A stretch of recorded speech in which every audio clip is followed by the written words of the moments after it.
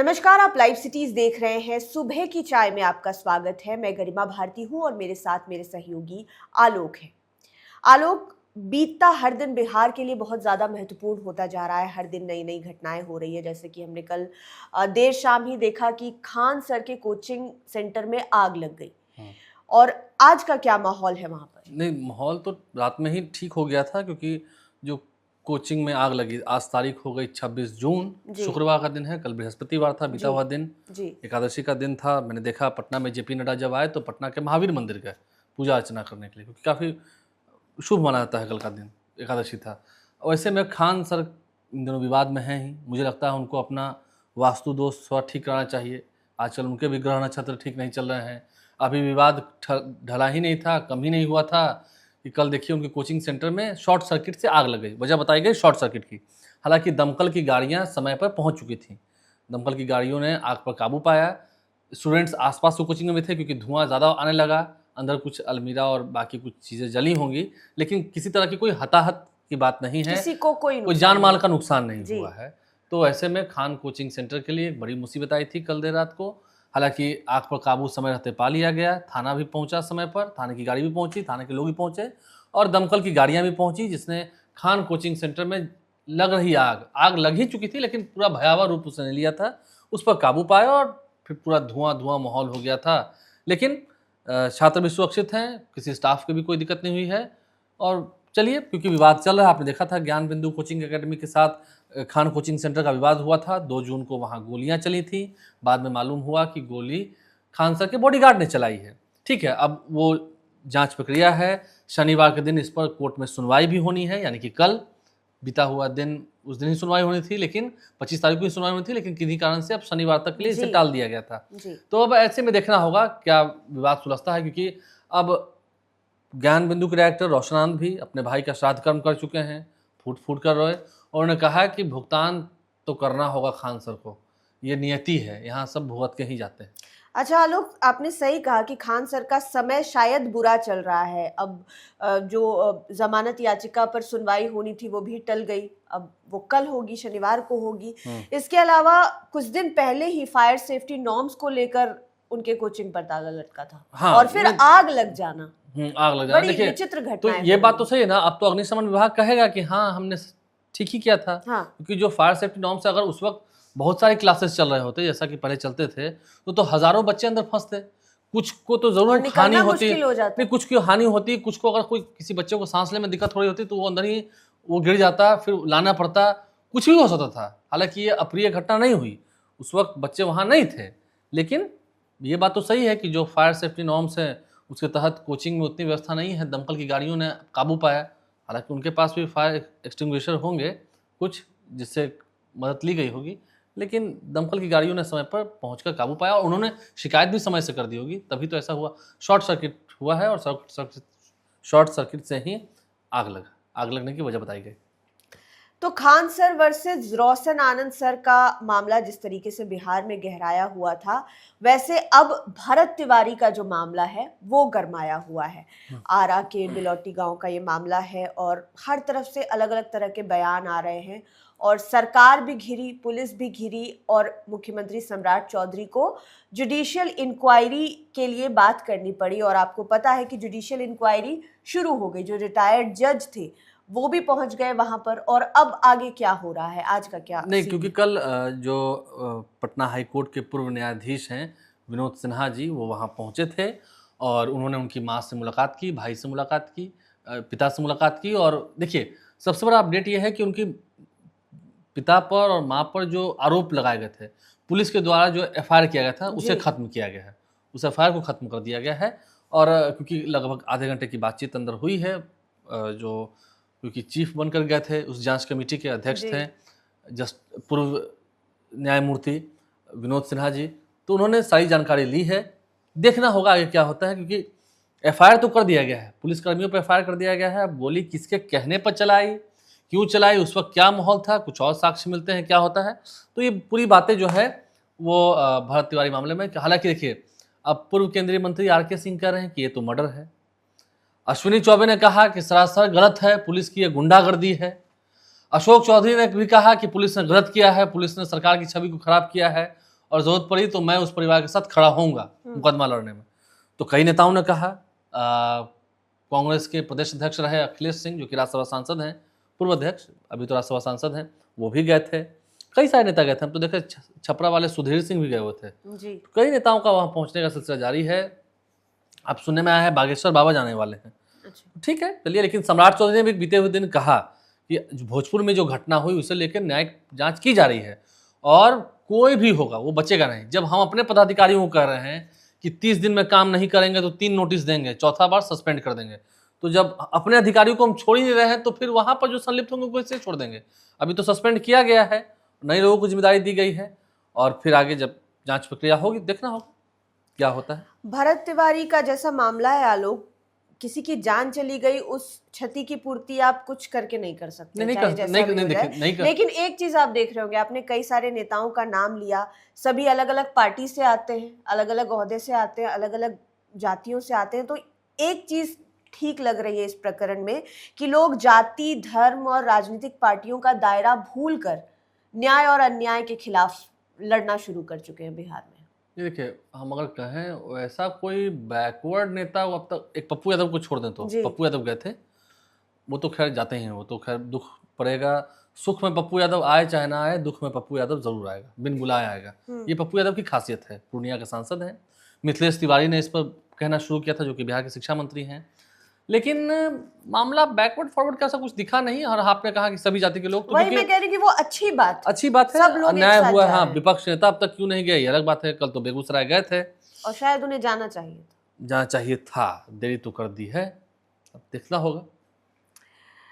इसके अलावा एक और चीज हमने बीते कल में देखा कि बिहार के जो स्वास्थ्य मंत्री हैं, जिनको लेकर कई सारी बातें होती रहती है, सोशल मीडिया पटा रहता है उनकी ट्रोलिंग को लेकर, उनके मीम्स को लेकर, लेकिन वो एक्शन लेने में पीछे नहीं। निशांत कुमार में नीतीश कुमार की छवि अब दिखने लगी है। हाँ। निशांत कुमार भी जब फील्ड में उतरे, गए तो भी एक ही एक्शन। हाँ, 23 तारीख को वो गए थे, 23 जून को। उस दिन मैं भी वहीं पर था, पीएमसीएच में।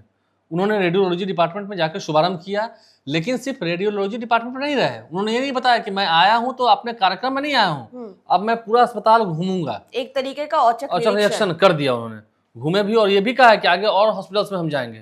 तो वहां पर पीएमसीएच के जो प्रिंसिपल थे doctor NP Singh, doctor Narendra Pratap Singh, उन्हें बेतिया के अस्पताल में भेज दिया गया, ट्रांसफर कर दिया गया, क्योंकि उस वक्त वो नहीं थे वहां पर, नाराज पाए गए। और जानकारी दी गई स्वास्थ्य विभाग की ओर से कि और उन्होंने अपना निजी क्लिनिक पे वहां वो उनकी गाड़ी लगी हुई थी, वहां उनकी मौजूदगी थी, जो बताया गया स्वास्थ्य विभाग की ओर से। अब एनपी सिंह का पक्ष क्या है मैं नहीं जानता हूं, लेकिन एनपी सिंह प्रिंसिपल थे और अब वो बेतिया ट्रांसफर कर दिए गए हैं, वो बेतिया जाएंगे। यहाँ पर डॉक्टर गीता सिन्हा, जो कि स्त्री रोग और प्रसव डिपार्टमेंट की एचओडी हैं, गायनेक है, और उन्हें वहां पर तत्काल प्रभाव दिया गया है। डॉक्टर गीता सिन्हा ही अभी फिलहाल प्राचार्य होंगी पीएमसीएच की, क्योंकि देखिए दो बात है, पीएमसीएच हॉस्पिटल भी है, कॉलेज भी है। Patna medical college and hospital की बात हम करेंगे। कॉलेज के प्रिंसिपल हो जाएंगी डॉक्टर गीता सिन्हा, और जो अधीक्षक हैं वो तो फिर वहां रहेंगे, वो तो हॉस्पिटल के रहेंगे। तो ऐसे में निशांत कुमार, फिर हम कह रहे हैं निशांत कुमार की जो छवि कुछ ट्रोलर्स द्वारा जो कुछ ट्रोल करते हैं, हाँ, जो सोशल मीडिया पर ट्रोल करते हैं, एक नेगेटिव सेट करते हैं, वैसी नहीं है। निशांत कुमार पढ़े लिखे हैं, जानकार हैं, और ठीक है अनुभव उतना नहीं होगा, लेकिन अब साथ आ रहे हैं। देखिए कुमार रवि स्वास्थ्य सचिव उनके साथ थे, इसलिए कुमार रवि को लाया गया था बेहतरीन जिम्मेदारी के लिए। बेहतर काम भी कर रहे हैं, उन्होंने बेहतर काम किया। कुछ अधिकारियों को वहाँ डांट फटकार भी लगी अच्छे से काम नहीं करने को लेकर, और देखिए अच्छा काम निशांत करेंगे ये उम्मीद है। निशांत ने लोगों का दुख समझा है। उस दिन मैं वहाँ पर था तो एक महिला ने शिकायत की कि डॉक्टर्स तो अच्छे हैं, करते हैं, लेकिन नर्सेस उतनी मदद नहीं करते हैं। उन्होंने नर्सेस से कोई बदतमीजी नहीं की, कोई अभद्र भाषा नहीं कहा बुला के नर्सों को कहा कि बुलाइए नर्स को। अभी नर्स सामने थी, कहा कि ये भी आपके बच्चे के समान है, इनका बच्चा आपका बच्चे के समान है, आपका बच्चा भी ऐसा ही होगा, तो इसको अच्छे से ट्रीट कीजिए। और आप इस पेशे में है तो आपको करना ही है, नहीं कहाँ से करना है, करना ही है। उन्होंने ये भी कह दिया लास्ट में कि मुझे दोबारा कहने की जरूरत ना पड़े, तो इशारे में बता भी दिया, अच्छे से प्रेम से समझा भी दिया। और जैसा वीडियो में दिखाई दे रहा था, लोग भले कुछ भी कहें निशांत कुमार के बारे में, हमने खुद भी लिखा उनके बारे में कि वीडियो में जिस तरीके से जो हुआ उस बात को दिखाते हुए निशांत कुमार नजर आ रहे थे कि उन्होंने साफ कहा कि प्रिंसिपल गायब थे और वो गायब रहने के टाइम पे अपने काम का जिम्मा किसी और को प्रभार सौंप के नहीं गए थे कि हम नहीं है तो तुम देखना। एक तो वो, और आपने बाद में वो निजी क्लिनिक वाली बात कही, वो तो उसको स्पष्टता से कहा और उसी दिन उन्होंने कह दिया था कि मैंने उन्हें फोन किया है, बहुत समय भी दिया, अभी तक वो नहीं आए हैं और एक्शन होगा और बस और अगले दिन एक्शन हो गया। 2 दिन बाद हुआ, 2 दिन बाद हो ही गया, कल हुआ है, 25 तारीख को हुआ है। अब उन्हें भी देखिए, उन्हें भी वहां, क्योंकि वो जो प्रोफेसर साहब थे, डॉक्टर साहब थे, जो भी डॉक्टर एनपी सिंह की बात करेंगे, उनके 4-5 महीने ही रह गए थे रिटायरमेंट को। तो ठीक है, अपना सेंटिंग में गए, बेतिया गए, वहाँ पर रहेंगे और फिर रिटायर करेंगे। अब यहाँ डॉक्टर गीता सिन्हा जो आई हैं, उनसे उम्मीद है कि बेहतर काम वो करें। बिल्कुल, और बिहार के लोगों को कोई मतलब नहीं है आपका लुक क्या है, आपका जेस्चर पोस्चर क्या है, बस आप उनके लिए काम करते रहिए, वही काफी रहता है। आलोक, बिहार में सरकार 1-1 रुपए में एकड़ के एकड़ जमीन सालों के लिए, 99 साल के लिए, 33 साल के लिए लीज पर दे रही है, वो भी बाहर के फाउंडेशन को, ईशा फाउंडेशन।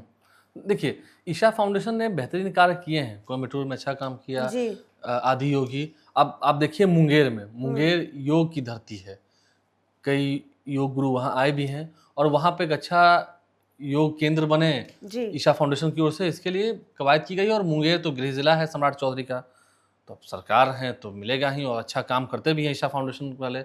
सदगुरु भी बिहार आ रहे हैं, मेरे ख्याल से आज ही वो पटना आएंगे, आज पटना आएंगे। मुख्यमंत्री सम्राट चौधरी से भी आज उनकी मुलाकात होनी है, और उसके बाद पटना में जो शमशान घाट बना है, कई शमशान घाट बने हैं, वो ईशा फाउंडेशन को कई जिलों में जो शमशान घाट बने हैं उनको ईशा फाउंडेशन को ही दिया गया है। जैसे पटना वाले शमशान घाट को, जो कि बांस घाट के पास बना था, नई तकनीक के साथ गैस से भी शवदाह होना है, हाँ शवदाह जी ग्रुप बना है, उसमें गैस का भी इस्तेमाल होना है, इलेक्ट्रिसिटी का भी इस्तेमाल होना है, और लकड़ी से जैसे पौराणिक समय से दाह संस्कार हो रहा है वैसे भी होगा। तो वहाँ पे एक फिक्स्ड रेट कर दिया गया है, ईशा फाउंडेशन को देने का ये फायदा हुआ, ताकि अब ये नहीं कि कोई पहुंचा तो डोम राजा कह रहे हैं कि नहीं हमको 50,000 चाहिए, 1 लाख के बिना हम नहीं देंगे, वो कहाँ से रहे। तो सबके लिए एक फिक्स रेट कर दिया गया, ताकि आम लोग और कोई भी लोग पहुंचेंगे तो उनको एक दर वहाँ लेना पड़ेगा, सारी सुविधाएं भी मिलेंगी और साफ सफाई का भी थोड़ा ख्याल रखा जाए। लेकिन आलोक, इस पर सवाल भी खड़े हो रहे हैं कि क्या हमारे पास फाउंडेशन नहीं था बिहार में, लोग नहीं थे कि वो इन्वेस्ट कर पाए कि बाहर नहीं। ऐसे तो मुंगेर में भी योग विद्यालय है, वहाँ पर भी हाल ही सम्राट चौधरी गए भी थे योग विद्यालय में, जहाँ पर योग सिखाया था, योग करने बड़े बड़े महंत और ऋषि आते हैं, ठीक है, सही बात है, देशों से भी लोग कई देशों से आते हैं, विदेशों से भी आते हैं, सही बात है। अब देखिए ना, पटना में ही आपको जानकारी नहीं होगी, पटना के बुद्धा स्मृति पार्क में जो मेडिटेशन कराया जाता है जी, विपासना केंद्र, वहाँ पर कोई शुल्क नहीं लगता है, सरकार की ओर से है, आप जा सकते हैं वहाँ पर। 10 दिन का रजिस्ट्रेशन होता है, पहले करा लीजिए, जाइए, और 10 दिन के लिए मोबाइल सब कुछ छोड़ कर जाना पड़ता है, काफ़ी बेहतरीन जगह है। तो ये बातें तो हैं, लेकिन हाँ, अब ऐसे तो सवाल उस वक्त भी खड़े किए गए थे जब अडानी ग्रुप का सीमेंट फैक्ट्री लग रहा था, वैसे तो सवाल तब भी खड़े किए गए थे कि जब अडानी ग्रुप्स को स्मार्ट मीटर की जिम्मेदारी दी गई थी। तो ठीक है, हाँ, बिहार को भी, जैसे आपने कहा कि बिहार में ठेकेदारों को 25 लाख से लेके 50 करोड़ तक का टेंडर मिलेगा, आगे राशि और बढ़ाई जाएगी। तो बिहार में ही कई ऐसे फाउंडेशन है जिनको देना चाहिए था। ठीक है, आईपीएल के टाइम पे अनिल अग्रवाल ने बोला ना कि हम कर देंगे, तो ऐसे लोग हैं, बहुत सारे फाउंडेशंस हैं कि सारा फायदा बिहारियों को मिले, बिहारियों को मिले तक। तो ये बातें हैं। अब 99 एकड़ से अधिक जमीन मिली है, उसमें योग सेंटर तो बनेगा ही बनेगा, तो तय है, लेकिन हाँ 15 एकड़ से अधिक जमीन मिली है 99 सालों के लिए। अच्छा, 15 एकड़ से ज्यादा जमीनें मिली है 99 सालों के लिए, तो लीज तो 99 साल का ही होता है। तो अब उस पर एक अच्छा योग सेंटर बनेगा, कई जो क्रिमेशन सेंटर्स हैं उन्हें भी ईशा फाउंडेशन के हवाले किया जा रहा है। तो इस पर सवाल क्या खड़े होंगे, लोग हैं, जब सुविधा अच्छी करते हैं कि वहाँ काम करने वाले लोग केवल बिहारी हो, हाँ वो तो होंगे ही, बाहर से ना आए ज्यादा तो बेहतर रहेगा। जी बिल्कुल जी। खैर, आप लाइव के साथ बने रहें, ये पूरा वीडियो आपके लिए था। आज दिन भर क्या कुछ होगा घटनाक्रम, उसका भी आपको हम दृश्य दिखाएंगे, आपको उन वीडियो से अवगत कराएंगे खबरों के माध्यम से। आप लाइव के साथ बने रहें, हमारे चैनल को सब्सक्राइब कर लें, साथ साथ फेसबुक पेज भी लाइक करें। धन्यवाद।